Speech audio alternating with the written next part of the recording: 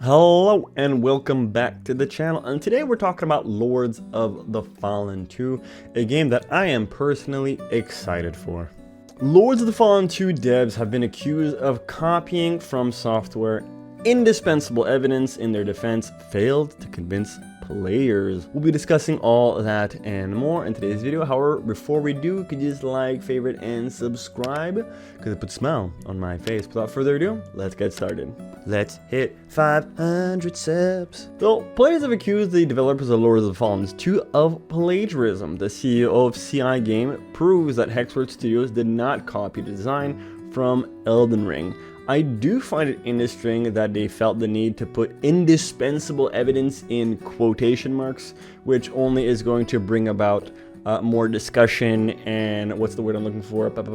Cast doubt into the players' minds. But let's continue reading the article before we get too opinionated. CI Games is trying to get players hyped for the sequel to their 2023 release, Lords of the Fallen, which didn't exactly wow everyone at launch. And to be completely fair, that game was ass at launch. I have a review. It was actually my second video on the channel where you can see just frame rates dropping left, right, and center.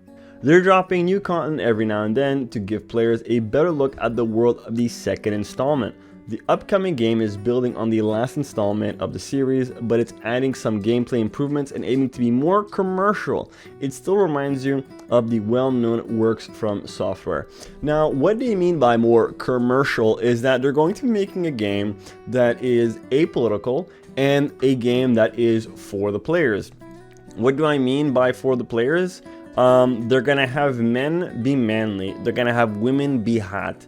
A player asked one of the developers, hey, are there going to be attractive women with skimpy armor? And the developer just said, yeah, we're gonna do that. Now, that doesn't mean to say that all of the armor is gonna be skimpy or all the women are gonna be over-sexualized, but you're going to have the option to do so. And if you want to have your women dressed that way, that's 100% okay.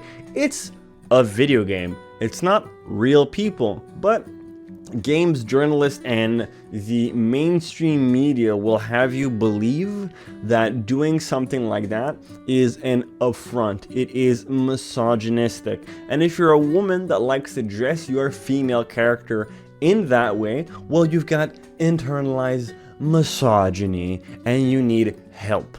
However, reminding is an understatement in the case of the recently released character design for Lords of the Fallen 2.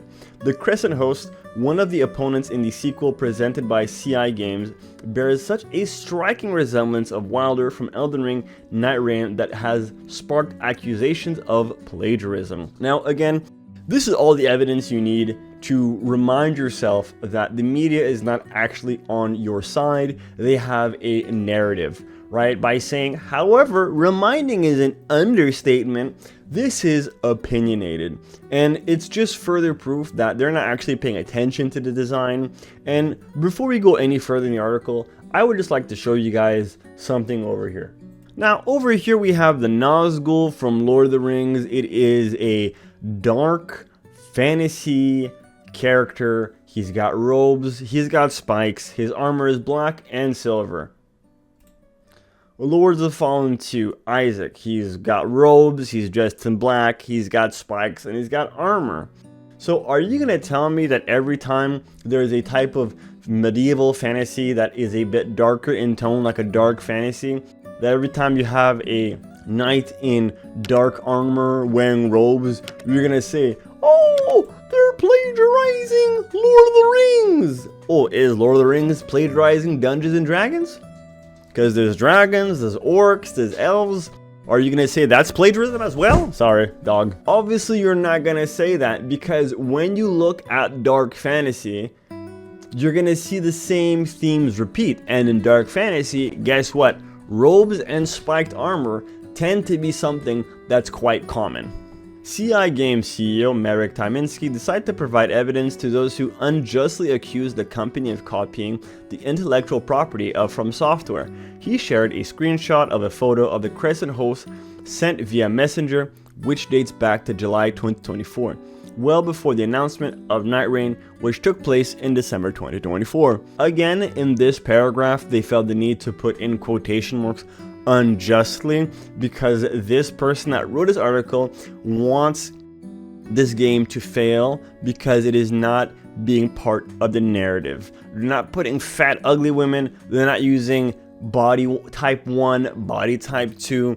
They are doing a game for the players. They're actually listening to their player base, and their player base has said it over and over again. We're tired of these fat, ugly women in our video games. We're tired of body type 1, body type 2. Just focus on making a good game. Make the male characters hot, make the female characters hot. It's not that complicated. And here's what, to anyone that plays the game, there's a character creator. If you want to be fat and ugly, just do it with your own game. And if you get the game on PC, I'm sure there's going to be mods out there that are going to be available that will allow you to have as many fat, ugly characters as you want. Well, over here we have a picture of the Wilder, and we have a picture of, I'm assuming, the Hordes of the Fallen heavy metal. Now, I will agree that there is similarity between both. We have silver plate armor, and then we have blue robes, and then down here we have a plate armor as well, and then we have blue robes as well. However, if you do look at the designs for even half a second, you can see that these are two clearly distinct designs.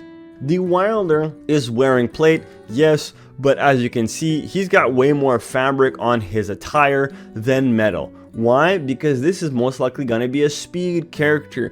You even have the wingtips, which are reminiscent of the Flash, right? Are you going to say that they copied the original Flash design because he's got wings on his helmet? No, you wouldn't say that, because saying that would be retarded, and you're not retarded. When I look at Wilder, what I see is mobility, speed with a big ass sword. And then down over here, right, just first look at the helmet. This looks like way more of a fish, something that you would see in the ocean, versus this. This is much more in the air, I suppose I could say that.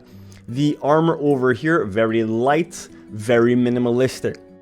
Over here, he's got layers and layers and layers of plate armor on him. He's got at least like what, 300-400 pounds of just pure metal on his body, on his person, versus the Wilder that looks like he would be an in-between of a dexterity character and a strength character. While the heavy metal is a pure strength build, if you really want to stretch it out, you could then say that this is possibility of a paladin. And like another thing, look how clean and shiny this armor is. This is a person that does not get hit in combat, versus this armor. This big, heavy, rusted, it's been through battles. Just look at the sword even. It's serrated and damaged. Yes, they do have a similar color scheme, but these are not the same armor. And if you're not in the gaming sphere, if you're not in the gaming world, yeah, you could easily be fooled by this, you could easily get bamboozled by this. But anyone that has played a From Software game and has played Lords of the Fallen, you're not going to confuse both of these characters. Now, would I see this guy in Lords of the Fallen? Yes. Would I see this dude in Elden Ring? Yes. Why? Because they're both in a dark fantasy setting. You retards. Not you people watching the video, but the people making that assumption. Obviously, you're gonna have some overlap when you guys are in the same goddamn freaking setting. It's not that complicated. But games journalists and mainstream media will have you believe that these people are copying and plagiarizing as a way to have people not buy the game, because once again, it does not fit the narrative that they're trying to push. At the same time, Tyminski defends his team by stating that the world of Lords of the Fallen, reminiscent of a fantastical version of the Middle Ages, is inherently similar to dark games of the Souls-like subgenre. As a result, some visual elements of the sequel may overlap with assets from other games in its genre. Well, what a goddamn surprise. Two games in a dark fantasy genre are similar. You see, that's what's so annoying about these journalists, is that anyone who has an IQ higher than a bag of sand could come to this conclusion themselves, and yet they feel like they're in a position, and I'm willing to bet that these people are not even real gamers. They believe that they have the right to tell us what to think, what we should buy and what we should not buy. Completely outstandingly stupid. We respect From Software, but we do not copy other studios. The armor design in Lords of the Fallen were widely praised, and we're confident Lords of the Fallen 2 will be no different. We stand fully behind our artists, the originality and the integrity of their work, wrote Marek Tyminski. Now, I don't know if you guys played Lords of the Fallen 1. This armor set in the game that we saw earlier fits perfectly in Lords of the Fallen 1. So it just looks like an evolution of what happened already, and these journalists are literally grasping at straws, doing everything they can to make this game look bad.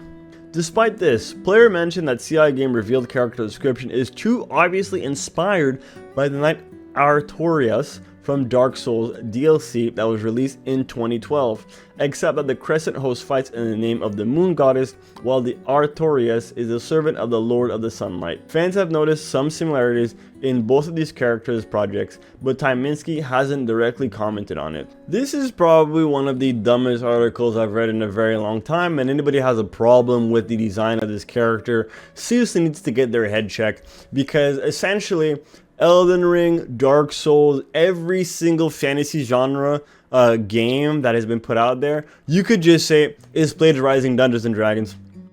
Because Dungeons and Dragons can be any type of fantasy setting. It could be a lighthearted fantasy setting, it could be high magic, it could be low magic, it could be dark fantasy, it could be sci-fi, it could be any of those things. So by this leap in astronomical logic, you could just say that Lord of the Rings, you could say that Elden Ring, you could say Lords of the Fallen, what's another fantasy game? I don't know, you God of War is plagiarizing Greek mythology.